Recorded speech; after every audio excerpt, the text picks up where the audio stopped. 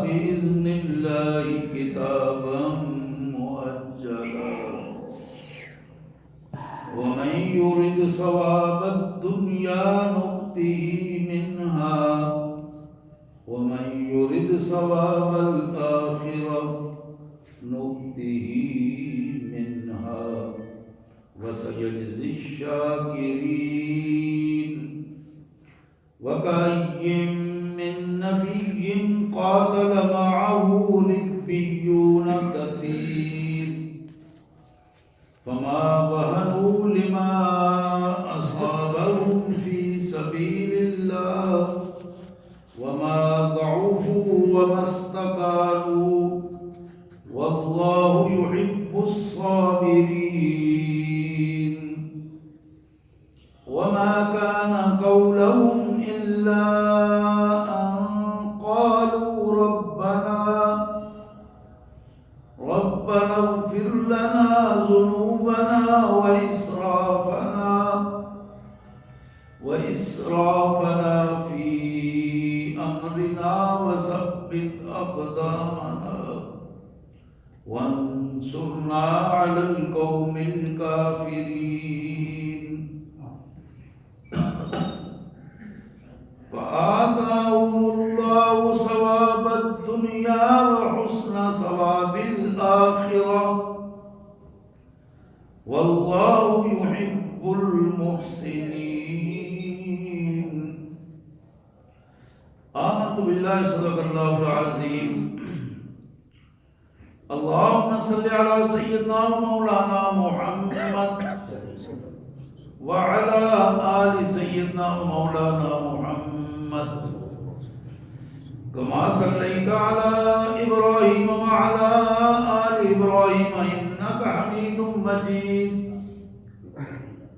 اللهم صل على جميع الأنبياء والمرسلين وعلى الملائكة المقربين وعلى سائر الصحابة والتابعين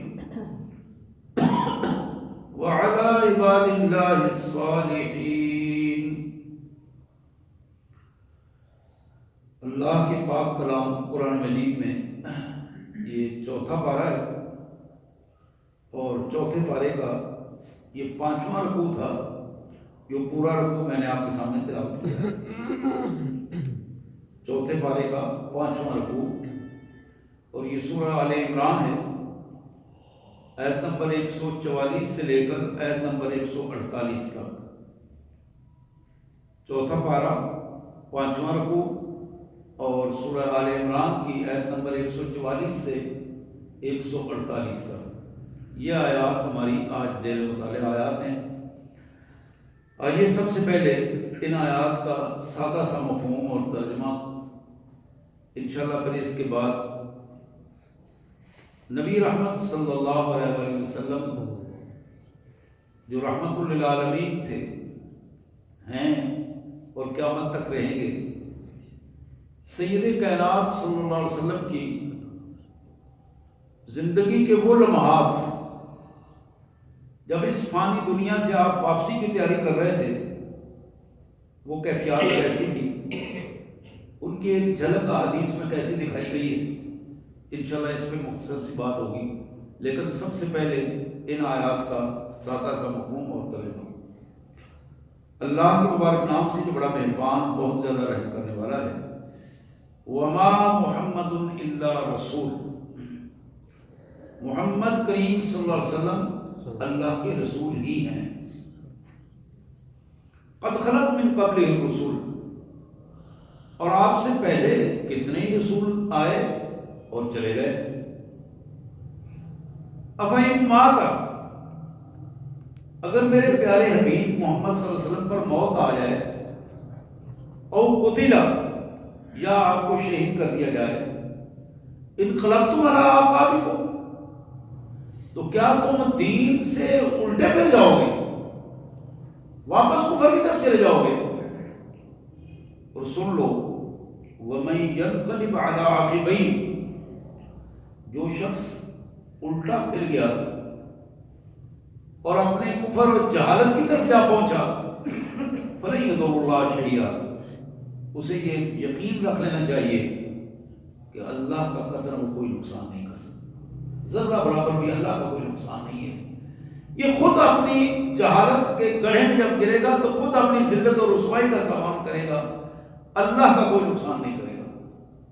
وَسَيَجْزِي اللَّهُ الشَّاكِرِينَ، لیکن یہ بات بھی طے ہے کہ جو لوگ اللہ کے شکر گزار بندوں میں اپنا نام لکھواتے ہیں، اللہ کے شکر گزار بندے بن جاتے ہیں، اللہ کریم انہیں ضرور اپنے انعامات سے نوازتے ہیں۔ یہ پہلی آیت تھی۔ اب اس کا ایک اور رنگ دوسری آیت میں قرآن بتاتا ہے، وَمَا كَانَ لِنَفْسٍ أَن تَمُوتَ إِلَّا بِإِذْنِ اللَّهِ كِتَابًا مُؤَجَّلًا، کہ لوگوں یہ بات اپنے ذہن میں یکسوئی سے بٹھا لو کہ اللہ کے اذن کے بغیر قطعاً کسی کو موت نہیں آ سکتی۔ یہ بات طے شدہ بات ہے، اللہ کا فیصلہ ہے کہ اللہ کے اذن کے بغیر کسی کو کوئی موت کا کوئی ذرہ برابر بھی کسی بھی حوالے سے اس پر موت طاری نہیں ہو سکتی۔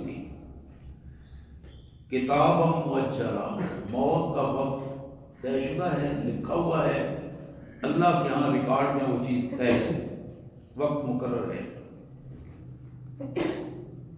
اب صورتحال اس طرح ہے کہ جب موت کا وقت مقرر ہے، لکھا ہوا ہے، طے شدہ ہے، وَمَن يُرِدْ ثَوَابَ الدُّنْيَا نُؤْتِهِ مِنْهَا، جو شخص دنیا میں رہ کر دنیا کمانے میں اپنے آپ کو مخلص بنا لے گا، اس کو دنیا میں ہم دنیا دے دیں گے۔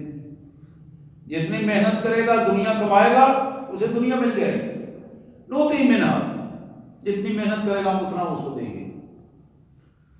وَمَن يُرِدْ ثَوَابَ الْآخِرَةِ نُؤْتِهِ مِنْهَا، اور جو شخص دنیا میں رہ کر آخرت کو حاصل کرنے کی کوشش کرے گا ہم اس کو آخرت بھی عطا کر دیں گے۔ وَسَنَجْزِي الشَّاكِرِينَ، اور یہ بات یاد رکھو کہ ہم اپنے شکر گزار بندوں کو بڑا نوازتے ہیں۔ وَسَنَجْزِي الشَّاكِرِينَ، ہم اپنے شکر گزار بندوں کو بڑا نوازتے ہیں۔ حضرات اب تیسری آیت میں تیسری مثال کے طور پر اللہ نے ایک اور رنگ ہمارے سامنے رکھا، وَكَأَيِّن مِّن نَبِيٍّ قَاتَلَ مَعَهُ رِبِّيُّونَ كَثِيرٌ، لوگوں یہ بات تمہارے تک نہیں پہنچی کہ کتنے ایسے اللہ کے نبی تھے، رسول تھے کہ جب وہ باطل کے مقابلہ کرنے کے لیے، باطل کا مقابلہ کرنے کے لیے نکلے تو بے شمار اللہ والوں نے اپنے پیغمبر کے امتی کی حیثیت سے ان کا ساتھ دیا، ان کے ساتھ مل کر کفر کا مقابلہ کیا اور باطل کے سامنے ڈٹ کر کھڑے ہو گئے۔ لیکن تین چیزیں بڑی اہم تھیں اس میں، فما وہنوا لما اصابهم فی سبیل اللہ۔ پہلی چیز یہ تھی کہ باطل کے مقابلے میں وہ سستی کا شکار نہیں ہوئے، باطل کے مقابلے میں کبھی بھی وہ سستی کا شکار نہیں، فما وہنوا فی سبیل اللہ، ہمیشہ الرٹ رہے اور چوکنے ہو کر رہے باطل کے مقابلے میں۔ وما ضعفوا، باطل کے مقابلے میں انہوں نے کبھی کمزوری نہیں دکھائی۔ پہلی بات تھی الرٹ رہے، چوکنے رہے، تیاری سے رہے۔ دوسری بات یہ تھی کہ باطل کے مقابلے میں انہوں نے کبھی کمزوری نہیں دکھائی، ہمیشہ قوت کا اظہار کیا۔ اور تیسری بات یہ ہے کہ وہ مستقارو، باطل سے دب کر نہیں رہے۔ یہ تین بڑی اہم باتیں ہیں اس مثال میں جو ہمارے سامنے رکھی گئی، اور پھر ہمیں بتایا گیا کہ واللہ یحب الصابرین، جو لوگ اپنے نظریے پر ڈٹ جاتے ہیں اور اللہ کی راہ میں نکل آتے ہیں باطل کے مقابلے میں، ایسے صبر و استقامت والے لوگ اللہ کے پسندیدہ لوگ ہیں، اللہ ان سے محبت کرتا ہے، اللہ کے پسندیدہ لوگ ہیں۔ اور یہی وہ عظیم لوگ تھے. وما كان قولهم الا ان قالوا ربنا اغفر لنا ذنوبنا واسرافنا في امرنا وثبت اقدامنا وانصرنا على القوم الكافرين. ان کی زبانوں سے ایک ہی جملہ نکلتا تھا بار بار.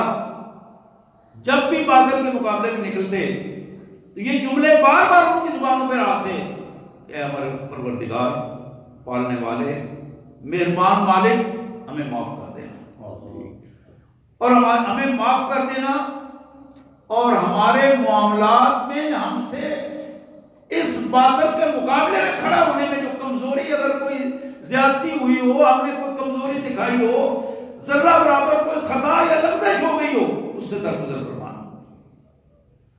وثبت اقدامنا، ہمارے قدموں کو مضبوطی عطا فرمانا، اور کافر قوم باطل کے خلاف ہماری مدد فرمانا.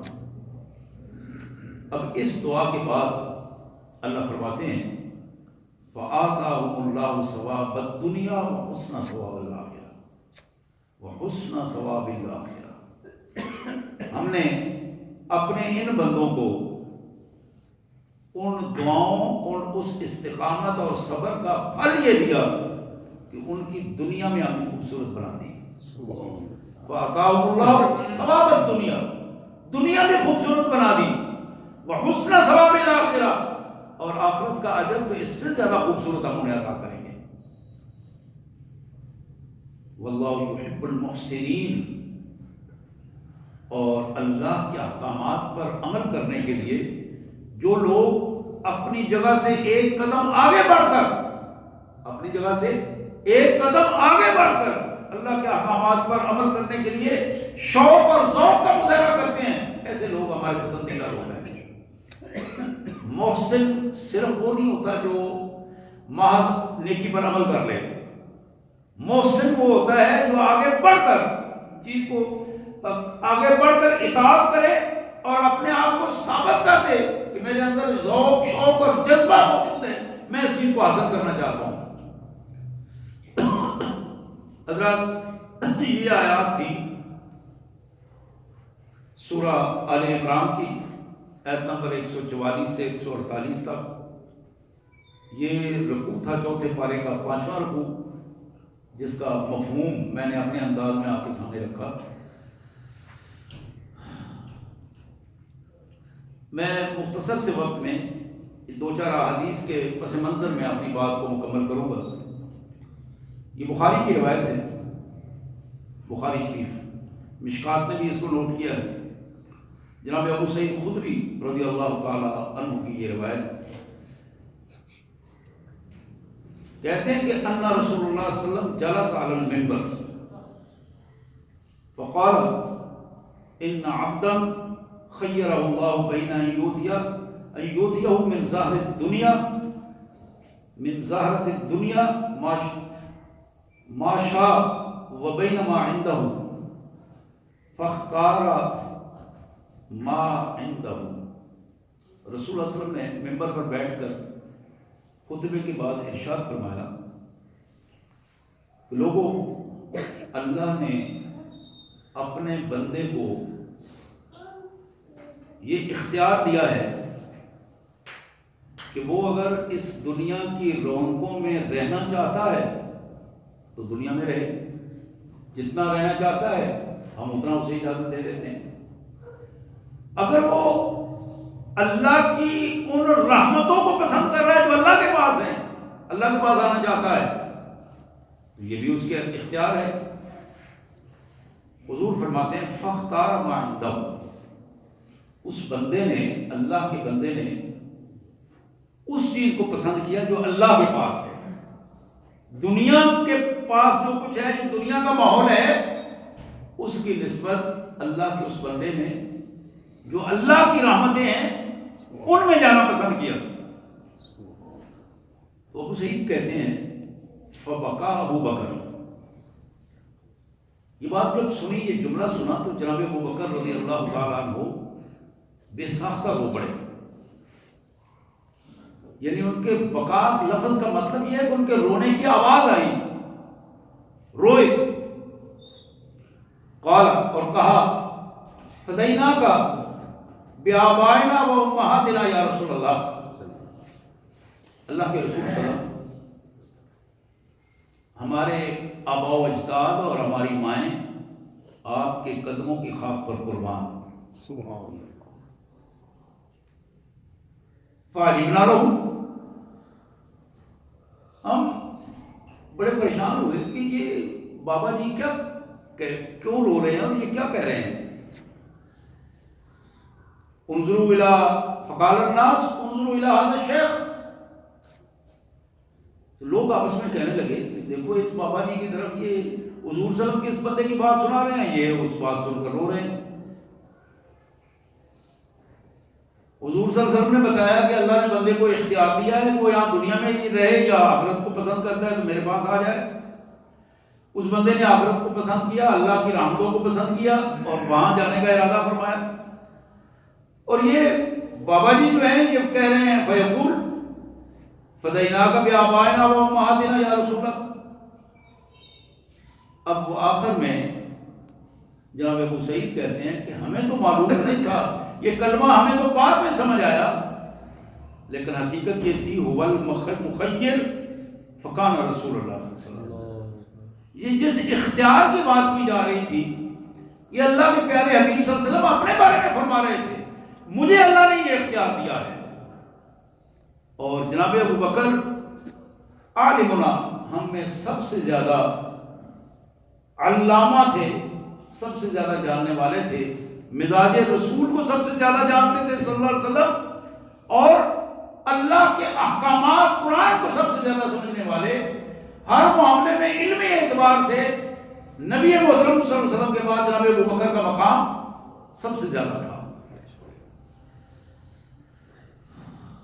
حضرات، نبی رحمت صلی اللہ علیہ وسلم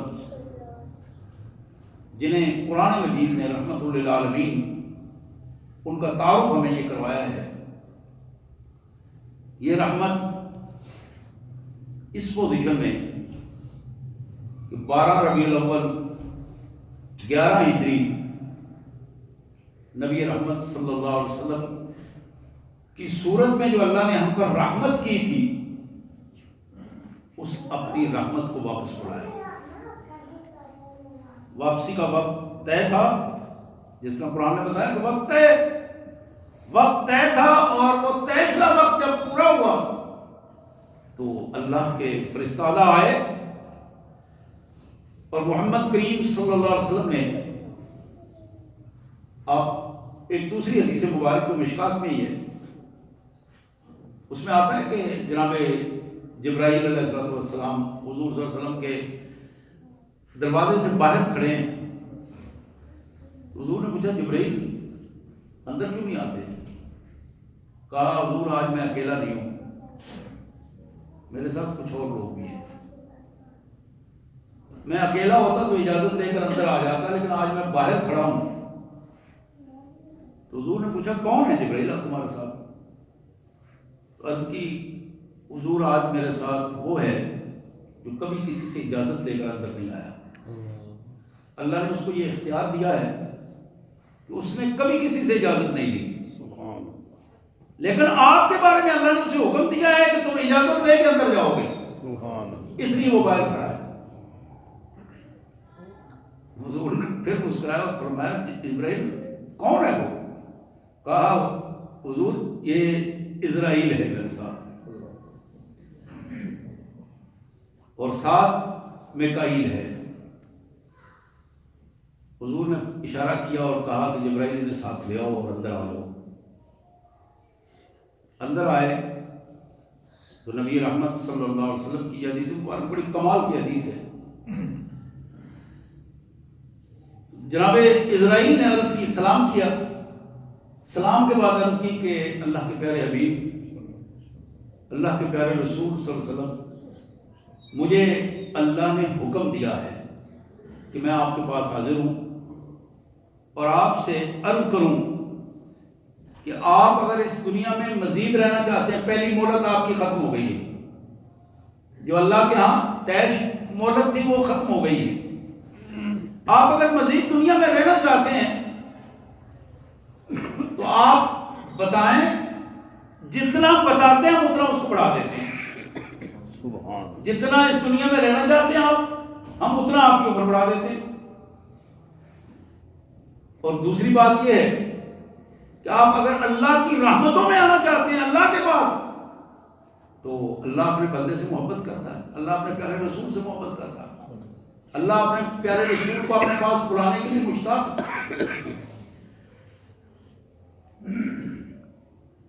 اب یہ جملے جب جناب اسرائیل نے عرض کیے تو حدیث میں آتا ہے کہ رسول اللہ صلی اللہ علیہ وسلم چند لمحے خاموش ہوئے، اور پھر آپ نے جبرائیل کی طرف رخ فرمایا اور پوچھا، جبرائیل مشورہ دو یار، دنیا میں رہنا چاہیے یا اللہ کے پاس جانا چاہیے؟ جناب جبرائیل نے عرض کی، میرے آقا اللہ اپنے بندے کو ملنے کا مشتاق ہے، مالک یہ چاہتا ہے کہ میرا بندہ میرے پاس آ جائے. یوں ہی یہ جملہ جناب جبرائیل کی زبان سے نکلا تو سید کائنات صلی اللہ علیہ وسلم نے فرمایا کہ میں اللہ کا بندہ ہوں، اللہ فی الرفیق الاعلیٰ، مجھے اپنے رفیق اعلیٰ کے پاس لے چلو، مجھے اپنے مالک کے پاس لے چلو. میں اپنے مالک کے پاس جانا چاہتا ہوں، میں اس دنیا میں اب نہیں رہنا چاہتا. میرا مالک مجھ سے ملنے کے لیے مشتاق ہے تو بندہ تو پہلے ہی اپنے مالک کے حضور جانے کے لیے تیار ہے. حضرات، اب یہ کیفیت تھی جو رسول اللہ صلی اللہ علیہ وسلم اور فرشتوں کے درمیان تھی. ایک کیفیت جو ہے جو ہماری ماں بیان کرتی ہیں، ام المومنین سیدہ عائشہ صدیقہ سلام اللہ علیہا رضی اللہ تعالی عنہا. یہ حدیث جو میں پیش کر رہا ہوں یہ بھی بخاری اور مسلم دونوں میں یہ حدیث آتی ہے، مشکات شریف میں بھی آتی ہے، حدیث کی دوسری کتابوں میں بھی ہے. جناب عقبہ بن عامر رضی اللہ تعالیٰ عنہ کی یہ روایت،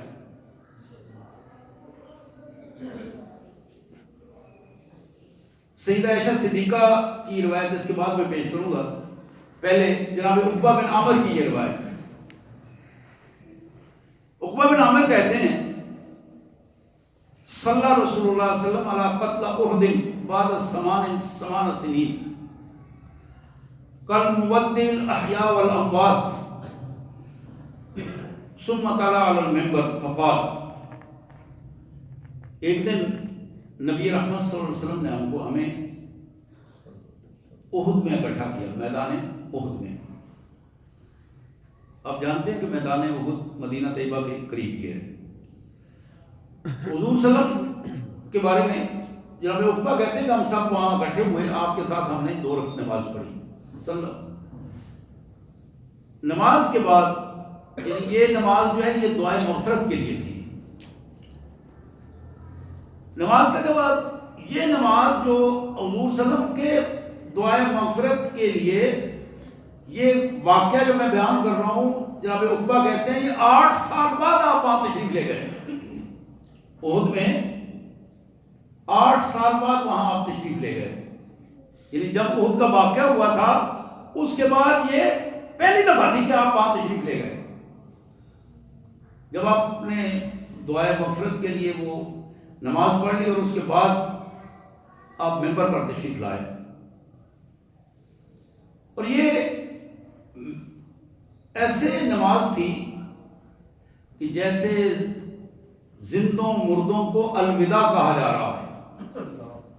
ہمیں محسوس ہو رہا تھا کہ آپ کی جو گفتگو کا رنگ اور کیفیت ہے وہ بالکل ایسے ہے جیسے وہ ہمیں اللہ کے سپرد کر رہے ہیں.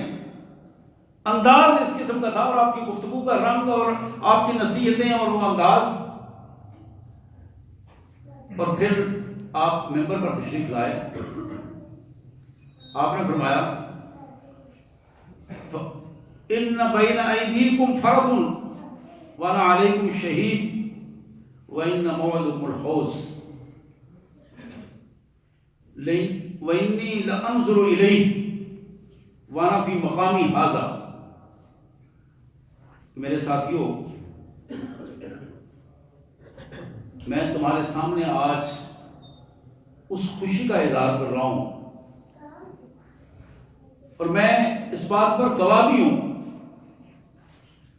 کہ تمہاری اور میری ملاقات حشر کے دن میرے حوض پر ہوگی. موعدکم الحوض ہماری آروی جو ہوگی نا، جہاں ملنے کی جگہ ہے، ہم نے جہاں پہنچنا ہے، وہ حوض کوثر ہے. وہاں میری اور آپ کی ملاقات ہوگی اپنے ساتھیوں سے، آپ اپنی امت کے ساتھیوں سے فرما دیں. اور پھر فرمایا وہ حوض وَإِنِّي لَأَنظُرُ إِلَيْهِ وَأَنَا فِي مَقَامِي هَٰذَا، میں یہاں بدر میں اس جگہ پر کھڑے ہو کر اپنے اللہ کا شکر ادا کرتا ہوں کہ مالک نے میرا حوض میرے سامنے آنکھوں کے کر دیا. میں یہاں کھڑا ہو کر حوض کو بھی دیکھ رہا ہوں اپنے سامنے. وَإِنِّي أَنظُرُ إِلَيْهِ وَأَنَا هَٰذَا مَقَامِي، میں جہاں اس مقام پر کھڑا ہو کر اپنے حوض کو اپنے سامنے دیکھ رہا ہوں. اور پھر فرمایا وَإِنِّي قَدْ أُوتِيتُ مَفَاتِيحَ الْخَزَائِنِ الْأَرْضِ، اللہ نے اس زمین کے خزانوں کی چابیاں مجھے عطا فرمائی ہیں. اور یہ بڑی آخری بات، بڑی اہم بات ہے اس خطبے کی. آپ نے فرمایا وَإِنِّي لَسْتُ أَخْشَىٰ عَلَيْكُمْ أَن تُشْرِكُوا بَعْدِي، میں نے جو کچھ اللہ کا پیغام تم تک پہنچا دیا ہے، اس میں اب مجھے یہ ڈر نہیں ہے کہ تم مشرک ہو جاؤ گے، شرک کرو گے. اس لیے کہ میں نے شرک کے بارے میں کھل کے تمہیں بتایا ہے. قرآن مجید میں کھل کے اس کا آ گیا ہے. بار بار میں نے تمہیں شرک کے حوالے سے تنبیہ کر دی ہے. تو یہ مجھے خوف نہیں ہے کہ میرے بعد تم مشرک، میری امت مشرک ہو جائے گی. ولیکن اخشیٰ علیکم الدنیا ان تنافسوا فیہا، مجھے خوف اس بات کا ہے کہ تم دنیا کے پیچھے مرنا شروع ہو جاؤ گے. دنیا کو حاصل کرنے کے لیے تم آپس میں اتنے گھل مل جاؤ گے اور دنیا میں اتنے فنا ہو جاؤ گے کہ اپنا وجود اس دنیا میں ختم کر لو گے. یہ وہ ڈر ہے مجھے کہ دنیا میں اپنے آپ کو لگا کر تم اپنے اللہ اور اپنے رسول اور اپنے دین کو بھول جاؤ گے.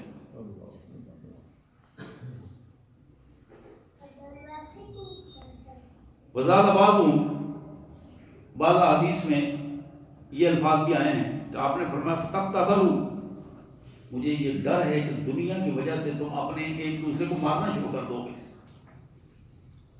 ایک دوسرے کو قتل کرنا شروع کر دو گے. اس دنیا کے حصول کے لیے ذلت اور رسوائی کو قبول کر لو گے، ملے گی بھی نہیں دنیا، لیکن ایک دوسرے کو مار کے تم اپنے آپ کو ذلت اور رسوائی میں ضرور ڈال دو گے. فَتُهْلِكُوا كَمَا هَلَكَ مَنْ كَانَ قَبْلَكُمْ، جس طرح تم سے پہلے لوگ اس دنیا کے حصول کے لیے قتل و غارت میں مبتلا رہے، اسی طرح تم بھی اس قتل و غارت میں مبتلا رہو گے. حضرات، یہ بڑے ہی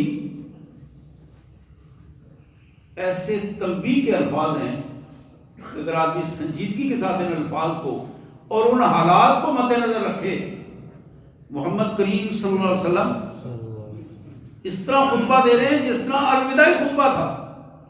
میدان احد میں خطبہ دے رہے ہیں، اور میدان احد میں خطبہ دیتے ہوئے یہ جملہ آپ ارشاد فرما رہے ہیں کہ اب جو کچھ میں نے تمہیں بتا دیا ہے اس پر مجھے اس چیز کا خوف تو نہیں ہے، اس لیے کہ قرآن مجید عملاً تمہارے سامنے موجود ہے. اللہ تشرکو کہ ان تشرکو، مجھے یہ خوف نہیں ہے کہ تم شرک کرو گے، مجھے زیادہ خوف اس بات پر ہے کہ تم دنیا میں اپنے آپ کو فنا کر دو گے، دنیا کے حصول کے لیے اپنے آپ کو لگاؤ گے اور اس میں لڑائیاں کرو گے، قتل و غارت کرو گے، اور اس طرح ہلاک اور تباہ ہو جاؤ گے جس طرح اس دنیا کو حاصل کرنے کے لیے پہلے لوگ ہلاک اور تباہ و برباد ہوئے ہیں. مثالیں ہمارے سامنے موجود ہیں کس طرح وراثت میں لڑتے ہوئے سگے بہن بھائی اپنے سے دور ہوتے ہیں اور ایک دوسرے کو مارنے، اور کس طرح بادشاہیاں، سٹیٹس، مرتبے حاصل کرنے کے لیے دوسروں کو مار دیا جاتا ہے اور خود بھی بلاخر وہاں تک پہنچ نہیں ہو پاتی. یہ ایک ایسی داستان اور ایک ایسا رویہ ہے جو مسلسل چل رہا ہے، اور رسول اللہ صلی اللہ علیہ وسلم کے اس اشارے پر ہمیں غور ضرور کرنا چاہیے کہ میں آپ ہم سب اس دنیا کو حاصل کرنے کے لیے اس کے پیچھے پڑے ہوئے ہیں، اور اس کی وجہ سے ہماری آخرت جو ہے ہمارے ہاتھ سے جا رہی ہے۔ یہاں تو ہم خالی ہاتھ آئے تھے اور خالی ہاتھ جانا ہے۔ کبھی ایسا نہیں ہوا کہ ساری عمر بابا جو کماتا رہا ہے وہ کمائی جو چھوڑ کے جا رہا ہے، سونے سے گھر بھرا ہوا ہے، ہیرے جواہرات پڑے ہیں، نقدی بینک بھرے پڑے ہیں، وہ سارے ایسے لوگ دنیا میں موجود ہیں، لیکن کبھی ایسا نہیں ہوا کہ اس کے کفن میں کوئی 2-4 کلو سونا رکھ دیا جائے، اس کے کفن میں جو ہیرے کچھ رکھ دیے جائیں، کوئی نقدی رکھ دی جائے تاکہ بابا جی کا زیادہ رہا ہے آگے کام آ جائے گا۔ حضرات یہ بالکل وہی بات ہے جو مجھے مثال ایک یاد آ رہی ہے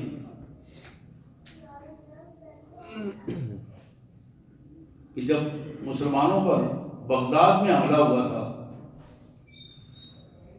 اور مسلمانوں کے خلیفہ کو قید کر لیا گیا تھا، تو صبح غالباً ہلاکو خان تھا، اس نے جب صبح کا ناشتہ منگوایا تو وہ اسی طرح اپنے سٹائل میں ناشتہ کر رہا تھا، اور وہ بادشاہ سامنے قید تھا، اس کے لیے اس نے حکم دیا تھا کہ اس کو ہیرے جواہرات سے بھرے ہوئے 2-4 ڈونگے اس کے آگے رکھتے ہیں، تو سونا ہو ایک میں، کوئی ایک میں ہیرے ہوں جواہرات ہوں، ڈونگے 2-4 اس کے آگے رکھتے ہیں، اور خود کھانا کھانا شروع کر دیا اور اس کو کہا کہ آپ بھی کھاؤ۔ وہ بادشاہ روتے ہوئے آنسو بہا رہا تھا اور اس نے کہا میں یہ کیسے کھاؤں؟ اس نے کہا جو کچھ تم نے سارا عمر کمایا وہی کھاؤ نا، میں تو لڑتا رہا ہوں اور میں نے جو کچھ کمایا ہے وہ میں کھا رہا ہوں، میرا حق بنتا ہے کہ میں غالب ہوں، جو میں چاہوں وہ کروں، تم مغلوب ہو، تم نے ساری عمر یہی کچھ کیا ہے، اگر میری طرح تم بھی میدان میں آ کر لڑائیاں کرتے اور اپنے آپ کی قوت ثابت کر دیتے تو آج تمہارے لیے یہ نہ ہوتا، اور آج ان تم نے سونے کی دولت اکٹھی کی، یہ دھاتیں اکٹھی کی، یہ پتھر اکٹھے کیے، آج وہ کھاؤ۔ اور یہ لوگ، یہ نمونے آج بھی ہمارے سامنے موجود ہیں، وہ پتھر اور دھاتیں اکٹھی کرنے والے جب موقع آتا ہے تو پھر اسی ذلت اور رسوائی سے اس دنیا سے جا رہے ہوتے ہیں۔ تو میں وہ منظر جو میں عرض کر رہا تھا کہ ہماری ماں ام المومنین سیدہ عائشہ صدیقہ نے بیان کیا کہ نبی رحمت صلی اللہ علیہ وسلم اس دنیا سے رخصت ہو رہے ہیں، اور اس پوزیشن میں فرشتوں سے جو بات ہوئی وہ میں نے عرض کر دی۔ بخاری کی یہ روایت جو ہماری ماں سیدہ عائشہ صدیقہ نے بیان کی، فرماتی ہیں کہ ان من نعم اللہ علیہ ان رسول اللہ صلی اللہ علیہ وسلم توفی فی بیتی،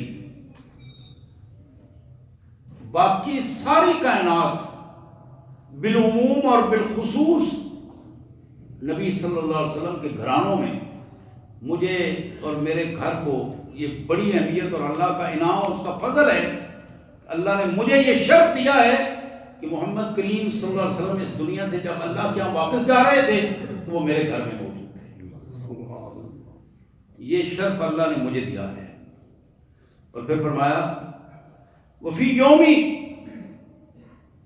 یہ بھی اللہ نے مجھے شرف دیا کہ یہ دن بھی حقیقتاً میری باری کا ہی دن تھا، ایسا نہیں ہوا کہ میں نے کسی پر کوئی کھینچ کر کوئی وہ باری نہیں ہو، یہ اللہ کے رسول صلی اللہ علیہ وسلم نے جو طریقہ کار بنایا تھا اس اعتبار سے قدرتاً یہ دن بھی ایسا تھا جو میری باری کا دن تھا، میرا ہی گھر تھا اور میری باری کا دن تھا۔ تو پھر فرماتی ہیں وہ بین سحری و نحری، یہ میرے آقا صلی اللہ علیہ وسلم کا وہ وقت جو اپنے مالک کے حضور جانے کا وقت تھا، اس کی کیفیت یہ تھی کہ آپ کا سر مبارک میری اس ہنسلی کی ہڈی اور اس کندھے کے درمیان سینے کے اوپر تھا، اور اس طرح میں اس کمزوری کی کیفیت میں آپ لیٹے ہوئے تھے اور میں پیچھے بیٹھی ہوئی تھی، نبی رحمت صلی اللہ علیہ وسلم کو اس کیفیت میں نے سنبھالا دیا تھا۔ تو پھر فرماتی ہیں وَإِنَّ اللَّهَ جَمَعَ بَيْنَ رِيقَتِي وَرِيقِهِ عِنْدَ مَوْتِهِ، میرے مالک کا یہ مجھ پر بڑا انعام ہے حضور صلی اللہ علیہ وسلم کی وفات سے پہلے میرے مالک نے یہ موقع بھی دیا کہ میرے منہ کے لعاب کو محمد الرسول اللہ صلی اللہ علیہ وسلم کے منہ کا لعاب کے ساتھ ملا دیا. اور اس کا طریقہ جو وہ بتاتی ہیں، ہماری ماں نے بتایا کہ داخل علیہ عبد الرحمن بن ابی بکر، جناب عبد الرحمن بن ابی بکر میرے بھائی اتفاق سے اسی وقت اندر داخل ہوئے. وہ وجدی سواک، اور عبد الرحمن کے ہاتھ میں تازہ مسواک تھی جو وہ باہر سے لے کے آیا تھا. فرماتی ہے کہ میں نے محسوس کیا، حضور صلی اللہ علیہ وسلم کو سہارا دے کر میں پیچھے بیٹھی تھی، میں نے محسوس کیا کہ رسول اللہ صلی اللہ علیہ وسلم اس مسواک کی طرف دیکھ رہے ہیں شوق سے. تو میں نے عرض کیا اللہ کے رسول صلی اللہ علیہ وسلم اگر اجازت دیں تو میں مسواک عبد الرحمن سے لے کے آپ کو دوں. حضور نے سر کے اشارے سے فرمایا ہاں. میں نے مسواک بھائی سے لے لی، لے کے پھر میں نے پوچھا اگر آپ کی اجازت ہو تو میں اسے چبا کے آپ کو نرم کر کے دوں. تو حضور صلی اللہ علیہ وسلم نے پھر دوبارہ سر کے اشارے سے فرمایا ہاں. اب وہ فرماتی ہے کہ میں نے پہلے اپنے لعاب سے اپنے منہ میں مسواک نرم کی، اور پھر میرے آقا صلی اللہ علیہ وسلم نے اس نرم مسواک کو اپنے منہ میں اپنے لعاب کے ساتھ اس مسواک کو فرمایا. یہ وہ کیفیت تھی. اور پھر فرماتی ہیں نبی رحمت صلی اللہ علیہ وسلم نے، آپ کے پاس ایک برتن تھا، اس میں پانی تھا، اس برتن میں آپ اپنے دونوں ہاتھ ڈال رہے تھے اور اپنے چہرہ انور پر لگا رہے تھے، اور بار بار یہ الفاظ کہہ رہے تھے وَيَقُولُ لَا إِلَهَ إِلَّا اللَّهُ إِنَّ لِلْمَوْتِ بِمَقَرَاتٍ ثُمَّ نَصَبَ يَدَهُ.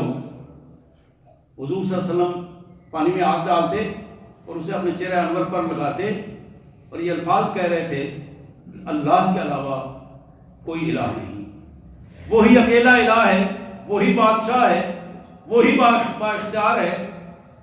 واقعی موت کی سختی بڑی سختی ہے. یہ الفاظ کہہ رہے تھے. ثم نصب یدہ فجعل فیقول فی الرفیق الاعلی. پھر آپ نے اپنے ہاتھ مبارک کو اوپر اٹھایا اور آپ نے فرمایا کہ مجھے اپنے رفیق اعلیٰ کی طرف لے چلو، میں اپنے مالک کے حضور جانا چاہتا ہوں. یہی وہ موقع تھا جب فرشتوں سے بھی بات ہو رہی تھی اور اس کیفیت میں تھے. تو سیدہ فرماتی ہیں حتی قبضہ ومالت یدا، یہی وہ وقت تھا کہ آپ کی روح قبض کی گئی اور آپ کا دست مبارک ہاتھ جو ہے وہ نیچے کی طرف آ گیا، اور ہم نے محسوس کیا کہ اللہ کے رسول صلی اللہ علیہ وسلم سے وہ وقت کی کیفیت جو ہے وہ مکمل ہو گئی ہے، اور آپ کی روح مبارک علیین میں اللہ تبارک و تعالیٰ نے شفٹ فرما دی ہے. حضرات یہ آخری حدیث ہے، چھوٹی سی حدیث ہے جو میں آپ کے سامنے رکھنا چاہوں گا. یہ بھی بخاری کی حدیث ہے، جناب انس بن مالک رضی اللہ تعالیٰ عنہ کی روایت ہے. قال لما ثقل النبی صلی اللہ علیہ وسلم جعل یتغشاہ الکرب، رسول اللہ علیہ وسلم کی طبیعت تھوڑی سی بوجھل ہوئی. اس بوجھل طبیعت کے ساتھ آپ کی طبیعت میں تھوڑا پریشانی کی کیفیت بڑھی. فقالت فاطمہ وَأَقْرِبْ أَبَاهُ وَأَقْرَبَ أَبَاهُ، میرے ابو کو بڑی آزمائش میں ڈالا گیا ہے. فقال لها ليس على أبيك كرب بعد اليوم. تو سید کائنات صلی اللہ علیہ وسلم نے فرمایا فاطمہ بیٹا آج کے بعد تیرے باپ کو کوئی تکلیف نہیں ہوگی. یہ وہ آخری لمحات ہیں جو اللہ نے اس دنیا میں میرے لیے رکھے تھے. آج کے بعد تیرے باپ کو کوئی تکلیف نہیں ہوگی. فلما مات، جب آپ اللہ کے ہاں پہنچ گئے، قالت یا ابتاہ اجاب ربا دعاہ، سیدہ فاطمہ سلام اللہ علیہ نے عرض کیا ابو جی آپ نے اپنے رب کے ارشاد اور رب کی دعوت کو قبول کر لیا. مالک نے آپ کو اپنے پاس بلایا اور آپ نے خوشی خوشی اپنے مالک کی دعوت کو قبول کیا. یا بتاؤ من جنت الفردوس ماوا، ابو جی آپ وہ ہیں جو سب سے پہلے جنت الفردوس میں جانے والے ہیں، اور اللہ نے آپ کا ٹھکانہ جنت الفردوس بنایا، آپ کا مقام جنت الفردوس ہے۔ یا ابتاہ الی جبریل نعناہ، ابو جی آج جبرائیل کا بھی یقیناً یہ آخری پھیرا تھا، ہم اب جبرائیل کے آنے سے بھی محروم ہو گئے ہیں، اس لیے کہ وحی کا سلسلہ ختم ہو چکا ہے۔ فلما دفنا، جب نبی رحمت صلی اللہ علیہ وسلم کی تدفین ہو چکی، قالت فاطمہ، سیدہ فاطمہ سلام اللہ علیہ نے کہا، یا انس اتابت انفسکم تحسو علی رسول اللہ التراب، یہ انس وہ تھے جو بچپن میں رسول اللہ علیہ وسلم کے گھر میں پلے تھے، حضور کے خادم تھے، 8-10 سال وہاں رہے، تو سیدہ فاطمہ کو کھلایا انہوں نے، تو چچا کہا کرتی تھی ان کو۔ جب تدفین کے بعد واپس آئے اور انہوں نے آ کر، وہ کہتے ہیں میں نے اطلاع دینے کے لیے حاضر ہوا، تو سیدہ کہنے لگی، انس تم نے یہ کیسے گوارا کر لیا کہ اپنے پیارے رسول صلی اللہ علیہ وسلم کے جسم اطہر پر تم نے مٹی ڈال دی؟ اب یہ وہ بیٹیوں کے جذبات، تقدس کی وہ کیفیت، اور بار بار یہ الفاظ کہہ رہی تھی اور آنکھوں سے بے ساختہ آنسو بہہ جا رہے تھے۔ صلی اللہ علیہ وآلہ وصحابہ وازواجہ وبارک وسلم۔ اللہ تبارک و تعالیٰ آپ کے پیغام پر ہمیں عمل کی توفیق عطا فرمائے۔ واخر دعوانا الحمدللہ رب العالمین۔